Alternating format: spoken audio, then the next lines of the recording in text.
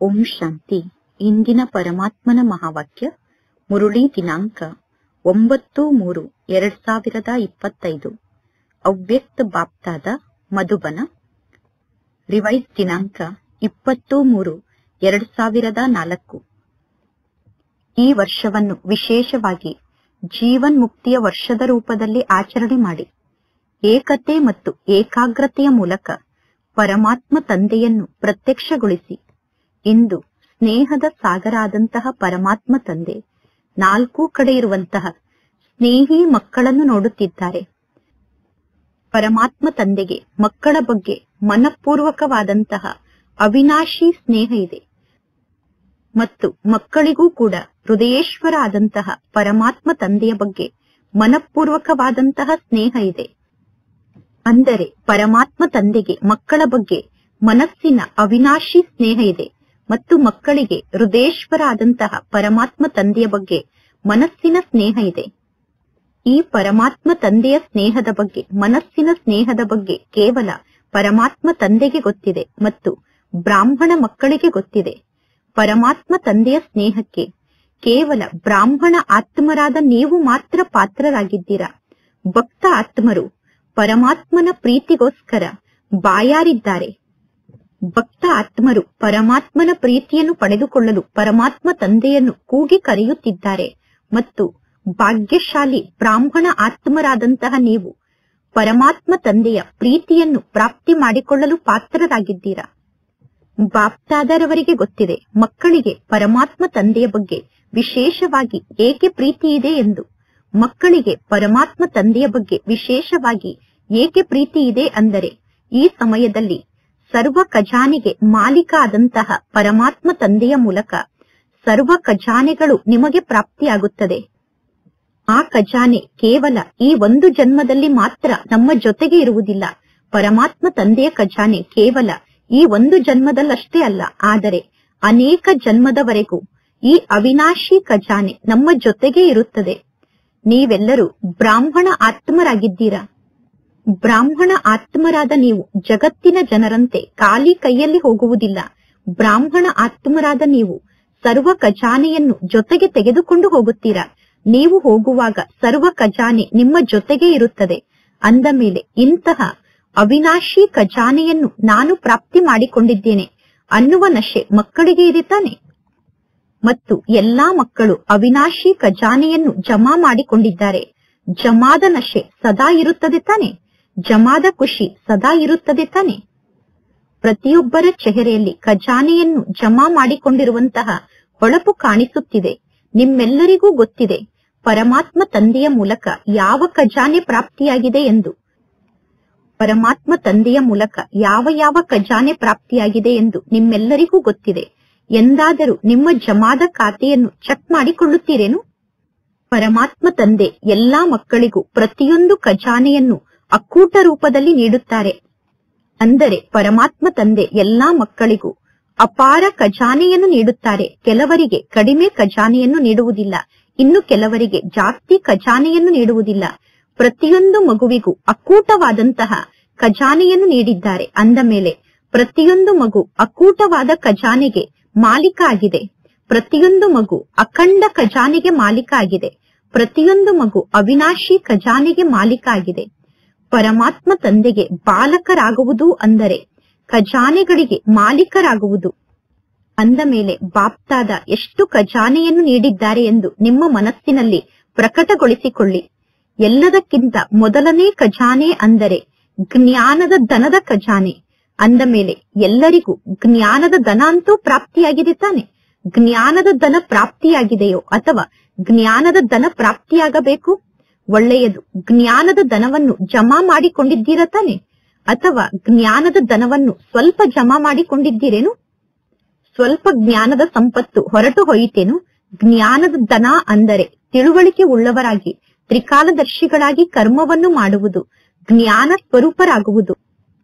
ಸಂಪೂರ್ಣ ಜ್ಞಾನವನ್ನು ಮತ್ತು 3 ಲೋಕದ ಜ್ಞಾನವನ್ನು ಅರ್ಥ ಮಾಡಿಕೊಂಡು ಜ್ಞಾನದ ಧನವನ್ನು ಕಾರ್ಯದಲ್ಲಿ ತೊಡಗಿಸುವುದು. ಈ ಜ್ಞಾನದ ಖಜಾನೆಯನ್ನು ಪ್ರತ್ಯಕ್ಷ ಜೀವನದಲ್ಲಿ ಪ್ರತಿಯೊಂದು ಕಾರ್ಯದಲ್ಲೂ ಉಪಯೋಗ ಮಾಡಿದಾಗ ವಿದ್ಯೆಯ ಮೂಲಕ ಸಿದ್ಧಿ ಪ್ರಾಪ್ತಿಯಾಗುತ್ತದೆ. ಜ್ಞಾನದ ಖಜಾನೆಯನ್ನು ಪ್ರತ್ಯಕ್ಷ ಜೀವನದಲ್ಲಿ ಪ್ರತಿಯೊಂದು ಕಾರ್ಯದಲ್ಲೂ ಉಪಯೋಗ ಮಾಡುವುದರಿಂದ ಕೆಲವೊಂದು ಬಂಧನದಿಂದ ನಾವು ಮುಕ್ತ ಆಗುತ್ತೇವೆ ಮತ್ತು ಜೀವನ್ ಮುಕ್ತಿ ನಮಗೆ ಪ್ರಾಪ್ತಿಯಾಗುತ್ತದೆ. ಜೀವನ್ ಮುಕ್ತಿಯ ಅನುಭವವನ್ನು ಮಾಡುತ್ತೀರ ತಾನೆ? ಸತ್ಯಯುಗದಲ್ಲಿ ಮಾತ್ರ ನಮಗೆ ಜೀವನ್ ಮುಕ್ತಿ ಸಿಗುತ್ತದೆ ಎಂದು ತಿಳಿದುಕೊಂಡಿಲ್ಲ ತಾನೆ? ಈಗ ಈ ಸಂಗಮ ಯುಗದ ಜೀವನದಲ್ಲಿ ಅನೇಕ ಪ್ರಕಾರದ ಹದ್ದಿನ ಬಂಧನಗಳಿಂದ ಮುಕ್ತಿ ಪ್ರಾಪ್ತಿಯಾಗಿದೆ. ಜೀವನದ ಬಂಧನದಿಂದ ನಮಗೆ ಮುಕ್ತಿ ಪ್ರಾಪ್ತಿಯಾಗಿದೆ. ಜೀವನದ ಬಂಧನದಿಂದ ಮುಕ್ತ ಆಗಿದ್ದೀರಾ ತಾನೆ? ಎಷ್ಟು ಪ್ರಕಾರದ ಬಂಧನದಿಂದ ಮುಕ್ತ ಆಗಿದ್ದೀರಾ ಅನ್ನುವುದು ನಿಮಗೆ ಗೊತ್ತಿದೆ. ಎಷ್ಟೋ ಪ್ರಕಾರದ ಅಯ್ಯೋ ಅಯ್ಯೋ ಅನ್ನುವ ಶಬ್ದದಿಂದ ಮುಕ್ತ ಆಗಿದ್ದೀರಾ ಮತ್ತು ಸದಾ ಅಯ್ಯೋ ಅಯ್ಯೋ ಅನ್ನುವ ಶಬ್ದ ಸಮಾಪ್ತಿಯಾಗಿದೆ. ವಾಹ ವಾಹ ಅನ್ನುವ ಶಬ್ದದ ಗೀತೆಯನ್ನು ಗಾಯನ ಮಾಡುತ್ತಿರುತ್ತೀರಾ. ಒಂದು ವೇಳೆ ಯಾವುದಾದರೂ ಒಂದು ಮಾತಿನಲ್ಲಿ ಬಾಯಿಂದ ಹೇಳದೇ ಇದ್ದರೂ ಕೂಡ ಸ್ವಲ್ಪ ಸಂಕಲ್ಪ ಮಾತ್ರದಲ್ಲಿ, ಸ್ವಪ್ನ ಮಾತ್ರದಲ್ಲಿ ಅಯ್ಯೋ ಅನ್ನುವ ಶಬ್ದ ಮನಸ್ಸಿನಲ್ಲಿ ಉತ್ಪನ್ನ ಆಗುತ್ತದೇನು? ಸಂಕಲ್ಪದಲ್ಲಿ ಅಥವಾ ಸ್ವಪ್ನದಲ್ಲಿ ಅಯ್ಯೋ ಅನ್ನುವ ಶಬ್ದ ಸ್ವಲ್ಪ ಮನಸ್ಸಿನಲ್ಲಿ ಉತ್ಪನ್ನ ಆದರೂ ಕೂಡ ನೀವು ಜೀವನ್ ಮುಕ್ತಿಯನ್ನು ಪಡೆದುಕೊಂಡಿಲ್ಲ ಎಂದು ಅರ್ಥ. ವಾಹ ವಾಹ ವಾಹ ಎಂದು ಹೇಳುವಂತವರಾಗಿದ್ದೀರಾ ತಾನೆ? ಮಾತೆಯರು ಅಯ್ಯೋ ಅಯ್ಯೋ ಎಂದು ಹೇಳುವುದಿಲ್ಲ ತಾನೆ? ಕೆಲವೊಮ್ಮೆ ಅಯ್ಯೋ ಅಯ್ಯೋ ಎಂದು ಹೇಳುತ್ತೀರೇನು? ಪಾಂಡವರು ಅಯ್ಯೋ ಅಯ್ಯೋ ಎಂದು ಹೇಳುತ್ತೀರೇನು? ಬಾಯಿಂದ ಬಲೆ ಅಯ್ಯೋ ಎಂದು ಹೇಳದೇ ಇರಬಹುದು, ಆದರೆ ಮನಸ್ಸಿನಲ್ಲಿ ಸಂಕಲ್ಪ ಮಾತ್ರದಲ್ಲಿ ಒಂದು ವೇಳೆ ಯಾವುದಾದರೂ ಒಂದು ಮಾತಿನಲ್ಲಿ ಅಯ್ಯೋ ಅನ್ನುವ ಶಬ್ದ ಉತ್ಪನ್ನ ಆದರೆ ನೀವು ಹಾರಲು ಸಾಧ್ಯ ಆಗುವುದಿಲ್ಲ. ಅಯ್ಯೋ ಅನ್ನುವ ಶಬ್ದವನ್ನು ಹೇಳುವುದು ಅಂದರೆ ಬಂಧನದಲ್ಲಿ ಸಿಕ್ಕಿ ಹಾಕಿಕೊಳ್ಳುವುದು ಮತ್ತು ಫ್ಲೈ ಅಂದರೆ ಹಾರುವ ಕಲೆಯಲ್ಲಿ ಹಾರುವುದು, ಅಂದರೆ ಜೀವನ್ ಮುಕ್ತಿಯ ಸ್ಥಿತಿಯ ಅನುಭವವನ್ನು ಮಾಡುವುದು. ಹಾರುವುದು ಅಂದರೆ ಜೀವನ್ ಮುಕ್ತರಾಗುವುದು, ಬಂಧನದಿಂದ ಮುಕ್ತ ಆಗುವುದು. ಅಂದ ಮೇಲೆ ಚೆಕ್ ಮಾಡಿಕೊಳ್ಳಿ, ಏಕೆಂದರೆ ಬ್ರಾಹ್ಮಣ ಆತ್ಮರು ಎಲ್ಲಿಯವರೆಗೂ ಸ್ವಯಂ ಬಂಧನದಿಂದ ಮುಕ್ತ ಆಗಿಲ್ಲವೋ ಅಲ್ಲಿಯವರೆಗೂ ಚಿನ್ನ ಅಥವಾ ವಜ್ರದ ರಾಯಲ್ ಬಂಧನದ ಹಗ್ಗದಲ್ಲಿ ಬಂಧಿತ ಆಗಿರುತ್ತಾರೆ.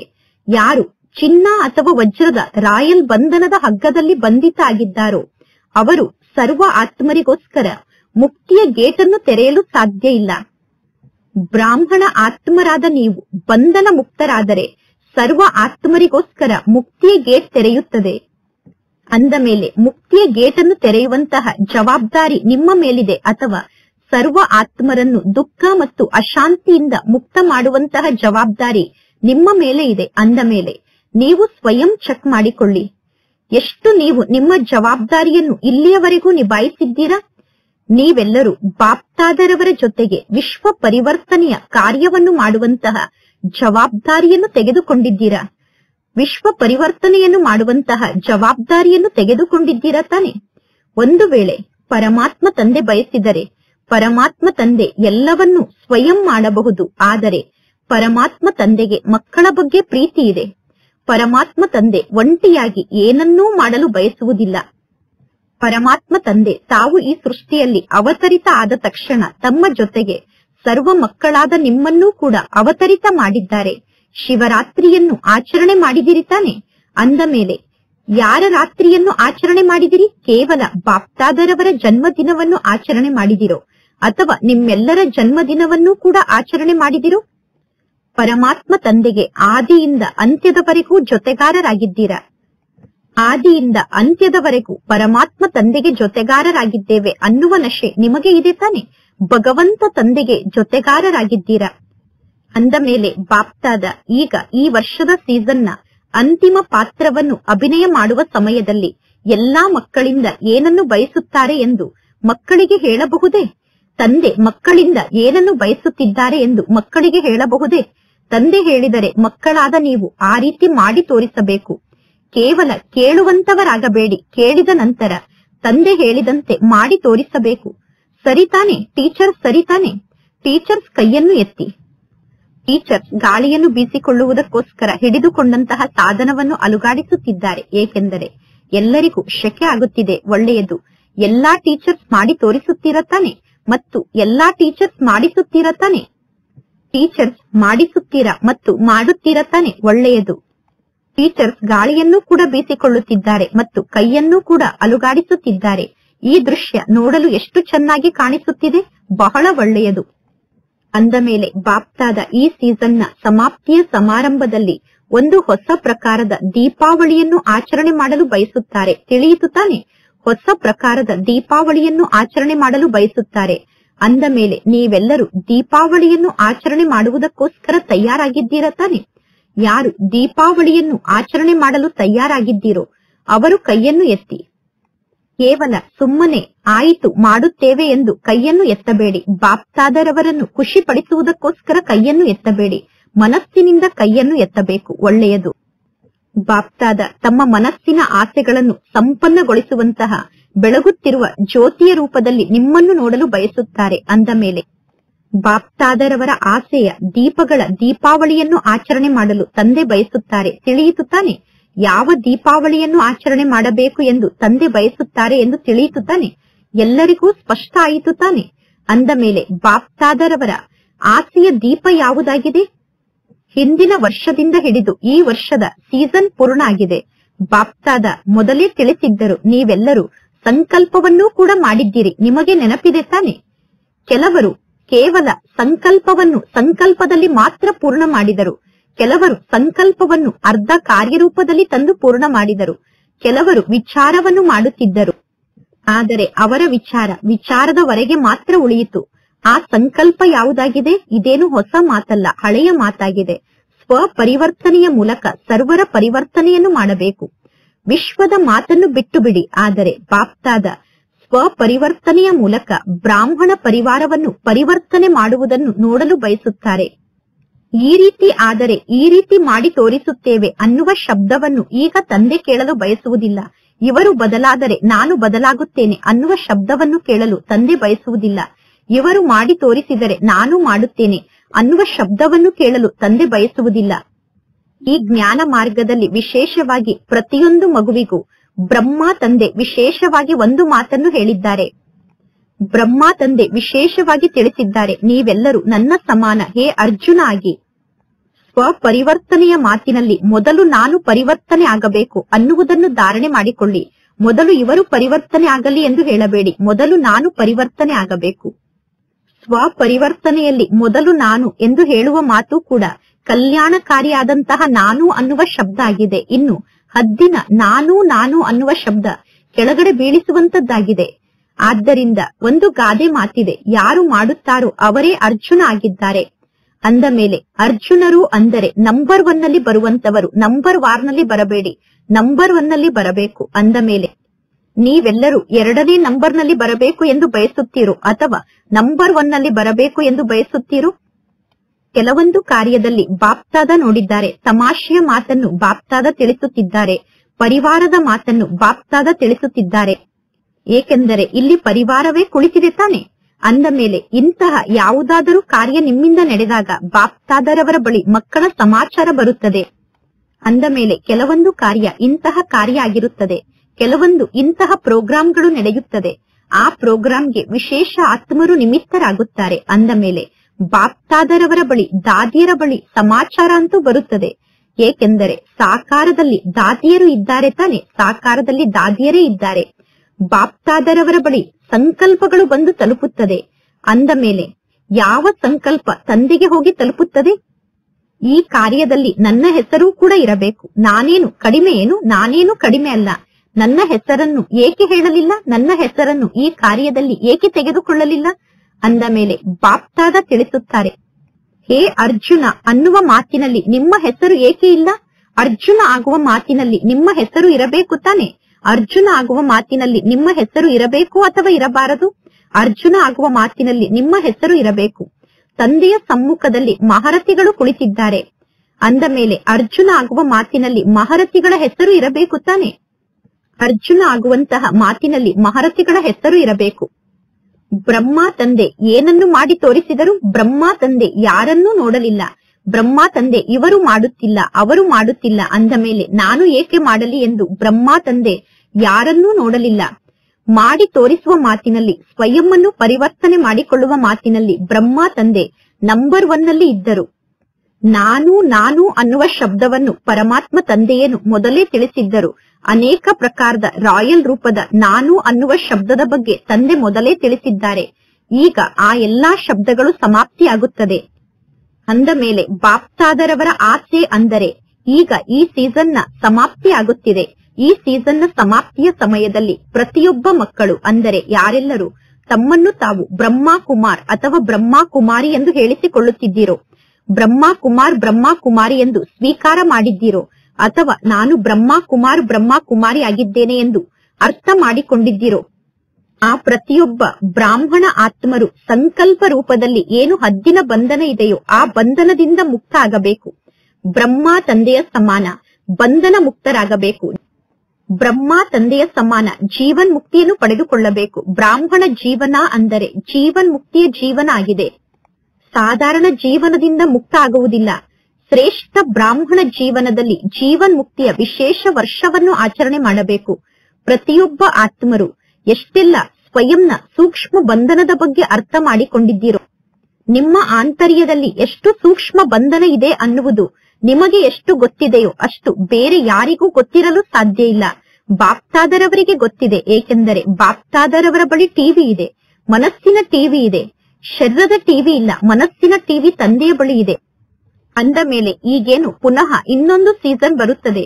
ಇನ್ನೊಂದು ಸೀಸನ್ ಬರುತ್ತದೆಯೋ ಬರುವುದಿಲ್ಲವೋ, ಅಥವಾ ಮುಂದಿನ ಸೀಸನ್ ಅಲ್ಲಿ ತಂದೆ ರಜೆಯನ್ನು ತೆಗೆದುಕೊಳ್ಳಬಹುದೇನು? 1 ವರ್ಷ ರಜೆಯನ್ನು ತೆಗೆದುಕೊಳ್ಳಬಹುದೇನು ಅಥವಾ ತೆಗೆದುಕೊಳ್ಳಬಾರದು? 1 ವರ್ಷ ರಜೆಯನ್ನು ತೆಗೆದುಕೊಳ್ಳಬೇಕು ತಾನೆ, ಅಥವಾ ರಜೆಯನ್ನು ತೆಗೆದುಕೊಳ್ಳಬಾರದು? ಪರಮಾತ್ಮ ತಂದೆ ಪಾಂಡವರನ್ನು ಕೇಳುತ್ತಿದ್ದಾರೆ, 1 ವರ್ಷ ತಂದೆ ರಜೆಯನ್ನು ತೆಗೆದುಕೊಳ್ಳಬಹುದೇನು? ದಾದೀಜಿ ಹೇಳುತ್ತಿದ್ದಾರೆ, ತಿಂಗಳಲ್ಲಿ 15 ದಿನ ರಜೆಯನ್ನು ತೆಗೆದುಕೊಳ್ಳಿ ಎಂದು. ಒಳ್ಳೆಯದು, ಬಹಳ ಒಳ್ಳೆಯದು. ರಜೆಯನ್ನು ತೆಗೆದುಕೊಳ್ಳಬೇಡಿ ಎಂದು ಎಲ್ಲರೂ ಹೇಳುತ್ತಿದ್ದಾರೆ. ರಜೆಯನ್ನು ತೆಗೆದುಕೊಳ್ಳಬಾರದು ಎಂದು ಯಾರೆಲ್ಲ ಹೇಳುತ್ತಿದ್ದೀರೋ ಅವರು ಕೈಯನ್ನು ಎತ್ತಿ. ಅಂದರೆ ಪರಮಾತ್ಮ ತಂದೆ 1 ವರ್ಷಕ್ಕೋಸ್ಕರ ರಜೆಯನ್ನು ತೆಗೆದುಕೊಳ್ಳಬಾರದು ಎಂದು ಯಾರೆಲ್ಲರೂ ಹೇಳುತ್ತಿದ್ದೀರೋ ಅವರು ಕೈಯನ್ನು ಎತ್ತಿ. ಪರಮಾತ್ಮ ತಂದೆ 1 ವರ್ಷಕ್ಕೋಸ್ಕರ ರಜೆಯನ್ನು ತೆಗೆದುಕೊಳ್ಳಬಾರದು ತಾನೆ, ಒಳ್ಳೆಯದು. ಮೇಲೆ ಗ್ಯಾಲರಿಯಲ್ಲಿ ಕುಳಿತಿರುವಂತವರು ಕೈಯನ್ನು ಅಲುಗಾಡಿಸುತ್ತಿಲ್ಲ. ಸಭೆಯಲ್ಲಿ ಇರುವಂತಹ ಎಲ್ಲಾ ಆತ್ಮರು ಕೈಯನ್ನು ಅಲುಗಾಡಿಸಿದರು, ಬಹಳ ಒಳ್ಳೆಯದು. ಪರಮಾತ್ಮ ತಂದೆ ಮಕ್ಕಳ ಪ್ರತಿಯೊಂದು ಮಾತಿಗೂ ಸದಾ ಆಯಿತು, ಸದಾ ನೀವು ಹೇಳಿದಂತೆ ಮಾಡುತ್ತೇನೆ, ನೀವು ಹೇಳುತ್ತಿರುವುದು ಸರಿಯಾಗಿದೆ ಎಂದು ಮಕ್ಕಳ ಸಮ್ಮುಖದಲ್ಲಿ ತಂದೆ ಎಲ್ಲಾ ಮಾತನ್ನು ಸ್ವೀಕಾರ ಮಾಡುತ್ತಾರೆ. ಅಂದ ಮೇಲೆ ಈಗ ಪರಮಾತ್ಮ ತಂದೆಗೆ ಮಕ್ಕಳು ಯಾವಾಗ ಆಯಿತು ಬಾಬಾ, ನೀವು ಹೇಳಿದಂತೆ ನಾವು ಮಾಡಿ ತೋರಿಸುತ್ತೇವೆ ಎಂದು ಹೇಳುತ್ತೀರಾ? ಪರಮಾತ್ಮ ತಂದೆಯ ಮೂಲಕ ಆಯಿತು ಅನ್ನುವ ಶಬ್ದವನ್ನು ಹೇಳಿಸಿದ್ದೀರಾ. ಅಂದರೆ ಮಕ್ಕಳ ಪ್ರತಿಯೊಂದು ಕಾರ್ಯದಲ್ಲೂ ನಾನು ಸಹಯೋಗಿಯಾಗಿ ಮಕ್ಕಳು ಹೇಳಿದಂತೆ ನಾನು ಮಾಡುತ್ತೇನೆ ಎಂದು ತಂದೆಯ ಮೂಲಕ ಹೇಳಿಸಿದ್ದೀರಾ. ಅಂದ ಮೇಲೆ ಪರಮಾತ್ಮ ತಂದೆ ತಿಳಿಸುತ್ತಾರೆ, ತಂದೆ ಈಗ ಮಕ್ಕಳಿಗೆ ಒಂದು ಕಂಡೀಷನ್ ಅನ್ನು ಹಾಕುತ್ತಿದ್ದಾರೆ. ಆ ಕಂಡೀಷನ್ ಎಲ್ಲರಿಗೂ ಒಪ್ಪಿಗೆ ಇದೆ ತಾನೆ? ಎಲ್ಲರೂ ಆ ಕಂಡೀಷನ್ ಅನ್ನು ಒಪ್ಪಿಕೊಳ್ಳುತ್ತೀರಾ ತಾನೆ? ಪಕ್ಕಾ ರೂಪದಲ್ಲಿ ಒಪ್ಪಿಕೊಳ್ಳುತ್ತೀರಾ ತಾನೆ? ಪರಮಾತ್ಮ ತಂದೆ ಕಂಡೀಷನ್ ಅನ್ನು ಹಾಕಿದಾಗ ಸ್ವಲ್ಪ ನನಗೆ ಆ ರೀತಿ ಮಾಡಲು ಆಗುವುದಿಲ್ಲ ಎಂದು ಹೇಳುವುದಿಲ್ಲ ತಾನೆ? ಎಲ್ಲಾ ಮಕ್ಕಳ ಈ ಸಮಯದ ಚಿತ್ರವನ್ನು ಟಿವಿಯಲ್ಲಿ ಶೂಟ್ ಮಾಡಿ, ಬಹಳ ಒಳ್ಳೆಯದು. ಪರಮಾತ್ಮ ತಂದೆಗೆ ಖುಷಿಯಾಗುತ್ತದೆ. ಎಲ್ಲಾ ಮಕ್ಕಳು ಆಯಿತು ಬಾಬಾ, ಆಯಿತು ಬಾಬಾ, ನಾವು ಮಾಡುತ್ತೇವೆ ಎಂದು ಹೇಳುತ್ತಿದ್ದಾರೆ. ನಾವು ಮಾಡುವಂತಹ ಮಕ್ಕಳಾಗಿದ್ದೇವೆ ಎಂದು ಎಲ್ಲಾ ಮಕ್ಕಳು ಹೇಳುತ್ತಿದ್ದಾರೆ. ಅಂದ ಮೇಲೆ ಬಾಪ್ತಾದ ಯಾವ ಮಾತನ್ನು ಬಯಸುತ್ತಿದ್ದಾರೆ ಅಂದರೆ, ಎಂದು ಯಾವ ಕಾರಣವನ್ನೂ ಕೂಡ ತಂದೆಗೆ ತಿಳಿಸಬೇಡಿ. ಬಾಬಾ ಇಂತಹ ಕಾರಣ ಇದೆ, ಬಾಬಾ ಈ ಮಾತು ಕಾರಣ ಆಗಿದೆ, ಆದ್ದರಿಂದ ನನ್ನ ಜೀವನದಲ್ಲಿ ಇಂತಹ ಬಂಧನ ಇದೆ ಎಂದು ಹೇಳಬೇಡಿ. ಸಮಸ್ಯೆಯ ಬಗ್ಗೆ ವರ್ಣನೆಯನ್ನು ಮಾಡಬೇಡಿ. ಸಮಸ್ಯೆ ಇದೆ ಎಂದು ಹೇಳಬೇಡಿ. ಸಮಾಧಾನ ಸ್ವರೂಪರಾಗಬೇಕು ಮತ್ತು ನಿಮ್ಮ ಜೊತೆಗಾರರನ್ನೂ ಕೂಡ ಸಮಾಧಾನ ಸ್ವರೂಪರನ್ನಾಗಿ ಮಾಡಬೇಕು. ಏಕೆಂದರೆ ವರ್ತಮಾನ ಸಮಯದ ಪರಿಸ್ಥಿತಿಯನ್ನು ನೋಡುತ್ತಿದ್ದೀರಾ. ಭ್ರಷ್ಟಾಚಾರದ ಮಾತು ಎಷ್ಟೊಂದು ಜಗತ್ತಿನಲ್ಲಿ ಜಾಸ್ತಿ ಆಗುತ್ತಿದೆ. ಭ್ರಷ್ಟಾಚಾರ, ಅತ್ಯಾಚಾರ ಅತಿಯ ಕಡೆ ಹೋಗುತ್ತಿದೆ. ಅಂದ ಮೇಲೆ ಶ್ರೇಷ್ಠಾಚಾರಿಗಳಾಗುವಂತಹ ಧ್ವಜವನ್ನು ಬ್ರಾಹ್ಮಣ ಆತ್ಮರಾದ ನೀವು ಮನಸ್ಸಿನಿಂದ ಹಾರಿಸಬೇಕು. ಆಗ ವಿಶ್ವದಲ್ಲಿ ಪರಮಾತ್ಮ ತಂದೆಯ ಪ್ರತ್ಯಕ್ಷತೆಯ ಧ್ವಜ ಹಾರುತ್ತದೆ. ಎಷ್ಟೊಂದು ಶಿವರಾತ್ರಿಯನ್ನು ಆಚರಣೆ ಮಾಡಿದ್ದೀರಾ. ಪ್ರತಿ ಶಿವರಾತ್ರಿಯ ಸಮಯದಲ್ಲಿ ಇದೇ ಸಂಕಲ್ಪವನ್ನು ಮಾಡುತ್ತೀರಾ, ಇಡೀ ವಿಶ್ವದಲ್ಲಿ ಪರಮಾತ್ಮ ತಂದೆಯ ಪ್ರತ್ಯಕ್ಷತೆಯ ಧ್ವಜವನ್ನು ಹಾರಿಸಬೇಕು ಎಂದು. ವಿಶ್ವದಲ್ಲಿ ಈ ಪ್ರತ್ಯಕ್ಷತೆಯ ಧ್ವಜವನ್ನು ಹಾರಿಸುವುದಕ್ಕೋಸ್ಕರ ಮೊದಲು ಪ್ರತಿಯೊಬ್ಬ ಬ್ರಾಹ್ಮಣ ಆತ್ಮರು ತಮ್ಮ ಮನಸ್ಸಿನಲ್ಲಿ ಪರಮಾತ್ಮ ತಂದೆಯ ಧ್ವಜವನ್ನು ಹಾರಿಸಬೇಕು. ಹೃದಯ ಸಿಂಹಾಸನದಲ್ಲಿ ತಂದೆಯ ಧ್ವಜವನ್ನು ಹಾರಿಸಬೇಕು. ಈ ಧ್ವಜವನ್ನು ಹಾರಿಸುವುದಕ್ಕೋಸ್ಕರ ಕೇವಲ 2 ಶಬ್ದವನ್ನು ಪ್ರತಿಯೊಂದು ಕರ್ಮದಲ್ಲೂ ತರಬೇಕು. ಎರಡು ಶಬ್ದವನ್ನು ಕರ್ಮದಲ್ಲಿ ತರಬೇಕು. ಕೇವಲ ಸಂಕಲ್ಪದಲ್ಲಿ ಅಲ್ಲ, ಬುದ್ಧಿಯಲ್ಲಷ್ಟೇ ಎರಡು ಶಬ್ದವನ್ನು ಇಟ್ಟುಕೊಳ್ಳುವುದಲ್ಲ, ಎರಡು ಶಬ್ದವನ್ನು ಕರ್ಮದಲ್ಲಿ ತರಬೇಕು. ಮನಸ್ಸಿನಲ್ಲಿ, ಕರ್ಮದಲ್ಲಿ, ಸಂಬಂಧ ಸಂಪರ್ಕದಲ್ಲಿ ಆ ಎರಡು ಶಬ್ದವನ್ನು ಧಾರಣೆ ಮಾಡಿಕೊಳ್ಳಬೇಕು. ಅದು ಕಷ್ಟದ ಶಬ್ದ ಅಲ್ಲ, ಸಾಮಾನ್ಯ ಶಬ್ದ ಆಗಿದೆ. ಆ ಎರಡು ಶಬ್ದ ಯಾವುದು ಅಂದರೆ, ಒಂದನೆಯದಾಗಿದೆ ಸರ್ವ ಸಂಬಂಧ ಮತ್ತು ಸರ್ವ ಸಂಪರ್ಕದಲ್ಲಿ ಪರಸ್ಪರ ಏಕತೆ ಇರಬೇಕು. ಅನೇಕ ಸಂಸ್ಕಾರ ಇದ್ದರೂ ಕೂಡ ಅನೇಕತೆಯಲ್ಲಿ ಏಕತೆ ಇರಬೇಕು. ಮತ್ತು ಎರಡನೆಯದಾಗಿ, ಎಷ್ಟೆಲ್ಲಾ ಶ್ರೇಷ್ಠ ಸಂಕಲ್ಪವನ್ನು ಮಾಡುತ್ತೀರೋ ನಿಮ್ಮ ಆ ಶ್ರೇಷ್ಠ ಸಂಕಲ್ಪ ಬಾಪ್ತಾದರವರಿಗೆ ಬಹಳಷ್ಟು ಇಷ್ಟ ಆಗುತ್ತದೆ. ಯಾವಾಗ ನೀವು ಸಂಕಲ್ಪವನ್ನು ಮಾಡುತ್ತೀರೋ ನಿಮ್ಮ ಆ ಸಂಕಲ್ಪವನ್ನು ಬಾಪ್ತಾದ ನೋಡಿ, ನಿಮ್ಮ ಸಂಕಲ್ಪದ ಬಗ್ಗೆ ಬಾಪ್ತಾದ ಕೇಳಿ, ಬಾಪ್ತಾದ ಕೂಡ ಬಹಳಷ್ಟು ಖುಷಿ ಪಡುತ್ತಾರೆ. ನೀವು ಮಾಡುತ್ತಿರುವಂತಹ ಸಂಕಲ್ಪವನ್ನು ನೋಡಿ, ನೀವು ಮಾಡುತ್ತಿರುವ ಸಂಕಲ್ಪದ ಬಗ್ಗೆ ಕೇಳಿ ಬಾಪ್ತಾದ ಬಹಳಷ್ಟು ಖುಷಿ ಪಡುತ್ತಾರೆ. ವಾಹ ವಾಹ ಎಂದು ಹೇಳುತ್ತಾರೆ. ವಾಹ ಮಕ್ಕಳೇ, ವಾಹ ವಾಹ ಎಂದು ತಂದೆ ಹೇಳುತ್ತಾರೆ. ಶ್ರೇಷ್ಠ ಸಂಕಲ್ಪಕ್ಕೆ ವಾಹ ಎಂದು ಹೇಳುತ್ತಾರೆ. ಆದರೆ ಅನ್ನುವ ಶಬ್ದ ಪುನಃ ಮಕ್ಕಳ ಜೀವನದಲ್ಲಿ ಬರುತ್ತದೆ. ಆದರೆ ಅನ್ನುವ ಶಬ್ದ ಬರಬಾರದು. ಆದರೆ ಅನ್ನುವ ಶಬ್ದ ಮಕ್ಕಳ ಜೀವನದಲ್ಲಿ ಬರುತ್ತದೆ. ಮೆಜಾರಿಟಿ ಸಂಕಲ್ಪ ಅಂದರೆ ಮೆಜಾರಿಟಿ ಮಕ್ಕಳ ಸಂಕಲ್ಪ, 90% ಮಕ್ಕಳ ಸಂಕಲ್ಪ, ಅದರಲ್ಲೂ ಕೆಲವು ಮಕ್ಕಳ ಸಂಕಲ್ಪ ಬಹಳಷ್ಟು ಒಳ್ಳೆಯ ಸಂಕಲ್ಪ ಆಗಿರುತ್ತದೆ. ಬಾಪ್ತಾದ ತಿಳಿದುಕೊಳ್ಳುತ್ತಾರೆ, ಇಂದು ಈ ಮಗು ಇಂತಹ ಬಹಳ ಒಳ್ಳೆಯ ಸಂಕಲ್ಪವನ್ನು ಮಾಡಿದೆ, ಈ ಮಗುವಿನ ಜೀವನದಲ್ಲಿ ಉನ್ನತಿ ಆಗುತ್ತಿದೆ, ಈ ಮಗು ಇಂತಹ ಶ್ರೇಷ್ಠ ಸಂಕಲ್ಪವನ್ನು ಮಾಡಿ ಉನ್ನತಿಯನ್ನು ಪ್ರಾಪ್ತಿ ಮಾಡಿಕೊಳ್ಳುತ್ತದೆ ಎಂದು ಬಾಪ್ತಾದ ತಿಳಿದುಕೊಳ್ಳುತ್ತಾರೆ. ಆದರೆ ಮಕ್ಕಳ ಸಂಕಲ್ಪದಲ್ಲಿ ಏನು ಉನ್ನತಿಯ ವಿಚಾರ ಇತ್ತೋ ಶಬ್ದದಲ್ಲಿ ಬಂದಾಗ ಆ ಉನ್ನತಿಯ ವಿಚಾರ ಅರ್ಧ ಕಡಿಮೆ ಆಗುತ್ತದೆ. ಕರ್ಮದಲ್ಲಿ ಬಂದಾಗ ಮುಕ್ಕಾಲು ಭಾಗ ಆ ಉನ್ನತಿಯ ಶಬ್ದ ಕಡಿಮೆ ಆಗಿಬಿಡುತ್ತದೆ. ಅಂದರೆ ಅನ್ಯ ಶಬ್ದಗಳು ಆ ಸಂಕಲ್ಪದಲ್ಲಿ, ಆ ಕರ್ಮದಲ್ಲಿ ಮಿಕ್ಸ್ ಆಗಿ ಬಿಡುತ್ತದೆ. ಅದಕ್ಕೆ ಕಾರಣ ಏನು? ಸಂಕಲ್ಪದಲ್ಲಿ ಏಕಾಗ್ರತೆ ಮತ್ತು ದೃಢತೆ ಇಲ್ಲ. ಒಂದು ವೇಳೆ ಸಂಕಲ್ಪದಲ್ಲಿ ಏಕಾಗ್ರತೆ ಇದ್ದರೆ ಏಕಾಗ್ರತೆಯೇ ಸಫಲತೆಗೆ ಸಾಧನ ಆಗಿದೆ, ದೃಢತೆ ಸಫಲತೆಗೆ ಸಾಧನ ಆಗಿದೆ. ಸಂಕಲ್ಪದಲ್ಲಿ ಏಕಾಗ್ರತೆ ಮತ್ತು ದೃಢತೆಯಲ್ಲಿ ಅಂತರ ಆಗಿಬಿಡುತ್ತದೆ. ಅದಕ್ಕೆ ಕಾರಣ ಏನು? ಒಂದೇ ಮಾತನ್ನು ಬಾಪ್ತಾದ ನೋಡುತ್ತಾರೆ. ರಿಸಲ್ಟ್ ನಲ್ಲಿ ಅನ್ಯರನ್ನು ಮಕ್ಕಳು ಹೆಚ್ಚು ನೋಡುತ್ತಾರೆ. ಅನ್ಯರ ಕಡೆ ಮಕ್ಕಳಿಗೆ ಜಾಸ್ತಿ ಗಮನ ಇದೆ. ಅನ್ಯ ಮಾತಿನ ಕಡೆ ಮಕ್ಕಳು ಜಾಸ್ತಿ ನೋಡುತ್ತೀರಾ. ನೀವೆಲ್ಲರೂ ಹೇಳುತ್ತೀರಾ, ಬಾಪ್ತಾದ ಒಂದು ಬೆರಳನ್ನು ಮುಂದೆ ಮಾಡಿ ಸನ್ನೆಯ ರೂಪದಲ್ಲಿ ತೋರಿಸಿದರು. ನೀವು ಒಂದು ಬೆರಳನ್ನು ಮುಂದೆ ಮಾಡಿ ತೋರಿಸಿದರೆ ನಮ್ಮ ಒಂದು ಬೆರಳು ಅನ್ಯರ ಕಡೆ ಇರುತ್ತದೆ, ಆದರೆ 4 ಬೆರಳು ಸ್ವಯಂವನ್ನೇ ತೋರಿಸುತ್ತಿರುತ್ತದೆ. ಅಂದ ಮೇಲೆ ಮಕ್ಕಳು ಆ 4 ಬೆರಳನ್ನು ನೋಡುವುದಿಲ್ಲ, ಆ ಒಂದು ಬೆರಳನ್ನೇ ಬಹಳಷ್ಟು ನೋಡುತ್ತಿರುತ್ತಾರೆ. ಅಂದರೆ ಅನ್ಯರ ಕಡೆ ತೋರಿಸುತ್ತಿರುವಂತಹ ಒಂದು ಬೆರಳಿನ ಕಡೆ ಮಕ್ಕಳಿಗೆ ಜಾಸ್ತಿ ಗಮನ ಇದೆ. ಆದ್ದರಿಂದ ದೃಢತೆ ಮತ್ತು ಏಕಾಗ್ರತೆ ಮತ್ತು ಏಕತೆ ಅಲುಗಾಡಿ ಬಿಡುತ್ತದೆ. ಇವರು ಮಾಡಿ ತೋರಿಸಿದರೆ ನಾನು ಮಾಡುತ್ತೇನೆ ಎಂದು ಹೇಳುತ್ತಾರೆ. ಆದರೆ ಮಾಡಿ ತೋರಿಸುವ ಮಾತಿನಲ್ಲಿ ಯಾರು ಮಾಡುತ್ತಾರೋ ಅವರೇ ಅರ್ಜುನ ಆಗುತ್ತಾರೆ. ಮಾಡಿ ತೋರಿಸುವ ಮಾತಿನಲ್ಲಿ 2ನೇ ನಂಬರಿಗೆ ಬರುತ್ತೀರಾ. ಇಲ್ಲದಿದ್ದರೆ ನಿಮ್ಮೆಲ್ಲರ ಸ್ಲೋಗನ್ ಆಗಿದೆ, ಸ್ವಯಂವನ್ನು ಪರಿವರ್ತನೆ ಮಾಡಿಕೊಳ್ಳುವುದು. ಸ್ವಪರಿವರ್ತನೆಯಿಂದ ವಿಶ್ವ ಪರಿವರ್ತನೆ ಎಂದು ಹೇಳುವ ಬದಲು ನಿಮ್ಮ ಸ್ಲೋಗನ್ ಅನ್ನು ವಿಶ್ವ ಪರಿವರ್ತನೆಯಿಂದ ಸ್ವಪರಿವರ್ತನೆ ಎಂದು ಚೇಂಜ್ ಮಾಡಿಬಿಡಿ. ಅನ್ಯರ ಪರಿವರ್ತನೆಯ ಮೂಲಕ ಸ್ವಯಂನ ಪರಿವರ್ತನೆ ಎಂದು ಸ್ಲೋಗನ್ ಅನ್ನು ಚೇಂಜ್ ಮಾಡಿಕೊಳ್ಳಿ. ಸ್ಲೋಗನ್ ಅನ್ನು ಚೇಂಜ್ ಮಾಡಬೇಕೇನು? ಸ್ಲೋಗನ್ ಅನ್ನು ಚೇಂಜ್ ಮಾಡಬೇಕು ಅಥವಾ ಸ್ಲೋಗನ್ ಅನ್ನು ಚೇಂಜ್ ಮಾಡಬಾರದು ಎಂದು ಬಾಪ್ತಾದ ಕೇಳುತ್ತಿದ್ದಾರೆ. ಪುನಃ ಬಾಪ್ತಾದ ಮಕ್ಕಳಿಗೆ ಒಂದು ಕಂಡೀಷನ್ ಅನ್ನು ಹಾಕುತ್ತಿದ್ದಾರೆ. ಆ ಕಂಡೀಷನ್ ನ ಬಗ್ಗೆ ನಿಮ್ಮೆಲ್ಲರಿಗೂ ಒಪ್ಪಿಗೆ ಇದೆ ತಾನೆ? ಆ ಕಂಡೀಷನ್ ನ ಬಗ್ಗೆ ತಂದೆ ತಿಳಿಸಬಹುದು ತಾನೆ? ಬಾಪ್ತಾದ 6 ತಿಂಗಳಲ್ಲಿ ಮಕ್ಕಳ ರಿಸಲ್ಟ್ ಅನ್ನು ನೋಡುತ್ತಾರೆ.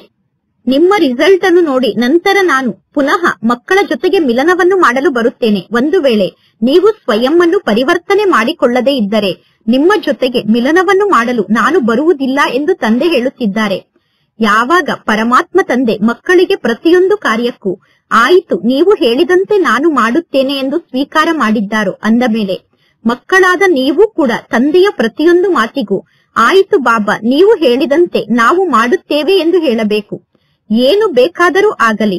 ಬಾಪ್ತಾದ ಹೇಳುತ್ತಾರೆ, ಸ್ವಪರಿವರ್ತನೆಯನ್ನು ಮಾಡಿಕೊಳ್ಳುವುದಕ್ಕೋಸ್ಕರ ಈ ಹದ್ದಿನ ನನ್ನತನದಿಂದ ಸಾಯಬೇಕಾಗುತ್ತದೆ. ನನ್ನತನದಿಂದ ಸಾಯಬೇಕು, ಶರೀರದಿಂದ ಸಾಯಬಾರದು. ಶರೀರದಿಂದ ಸಾಯಬೇಡಿ, ನನ್ನತನದಿಂದ ಸಾಯಬೇಕು. ನಾನು ಸರಿಯಾಗಿದ್ದೇನೆ, ನಾನು ಹೇಳುತ್ತಿರುವುದು ಸರಿಯಾದ ಮಾತಾಗಿದೆ, ನಾನು ಇಂತಹ ವ್ಯಕ್ತಿಯಾಗಿದ್ದೇನೆ, ನಾನೇನು ಕಡಿಮೆ ಅಲ್ಲ. ನಾನೇ ಸರ್ವಸ್ವ ಆಗಿದ್ದೇನೆ, ನನಗೆ ಎಲ್ಲಾ ಬರುತ್ತದೆ, ಈ ನನ್ನತನದಿಂದ ಸಾಯಬೇಕು ಅಂದ ಮೇಲೆ ಸಾಯಬೇಕಾಗುತ್ತದೆ. ಈ ಸಾವು ಕೂಡ ಬಹಳಷ್ಟು ಮಧುರವಾದ ಸಾವಾಗಿದೆ. ಈ ಸಾವು ಸಾವಲ್ಲ, 21 ಜನ್ಮದ ರಾಜ್ಯ ಭಾಗ್ಯದಲ್ಲಿ ಬದುಕುವುದಾಗಿದೆ. ಈ ಸಾವು ಸಾಯುವುದಲ್ಲ, ಆದರೆ 21 ಜನ್ಮದ ರಾಜ್ಯ ಭಾಗ್ಯದಲ್ಲಿ ಬದುಕುವುದಾಗಿದೆ ಅಂದ ಮೇಲೆ ಎಲ್ಲರಿಗೂ ಒಪ್ಪಿಗೆ ಇದೆ ತಾನೆ? ಟೀಚರ್ಸ್ಗೆ ಒಪ್ಪಿಗೆ ಇದೆ ತಾನೆ? ಡಬ್ಬಲ್ ವಿದೇಶದವರಿಗೆ ಒಪ್ಪಿಗೆ ಇದೆ ತಾನೆ? ಸ್ವಪರಿವರ್ತನೆಯನ್ನು ಮಾಡಿಕೊಳ್ಳಲು ಎಲ್ಲರಿಗೂ ಒಪ್ಪಿಗೆ ಇದೆ ತಾನೆ?